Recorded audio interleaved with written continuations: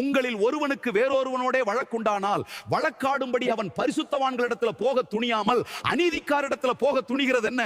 பரிசுத்தவான்கள் உலகத்தை நியாயம் தீர்ப்பார்கள் என்று அறியீர்களா? உலகம் உங்களால் நியாயம் தீர்க்கப்படுவதாயிருக்க அற்ப வழக்குகளை தீர்க்க நீங்கள் அபாத்திரரா? தேவதூதர்களையும் நியாயம் தீர்ப்போம் என்று அறியீர்களா?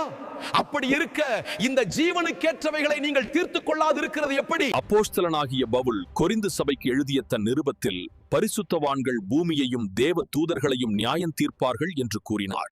நம் இரட்சகரும் அவருடைய சீடர்களை நோக்கி அவர்கள் இஸ்ரவேலின் 12 கோத்திரங்களை நியாயம் தீர்ப்பார்கள் என்று கூறினார். பவுல் தீமோத்தேயுவிற்கு எழுதிய தன் நிருபத்திலும் மேலும் தானியேல் மற்றும் வெளிப்படுத்தின விசேஷத்திலும் இவ்வாறே கூறப்பட்டுள்ளது.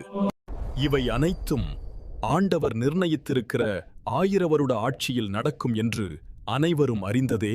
மேலும் 1000 வருட ஆளுகையில் மாத்திரம் அல்ல, அதற்கு பின்பும் அழியாமையை தரித்தவர்களாய் நாம் நம் இயேசுவோடு இருப்போம் என்று வேதம் கூறுகிறது.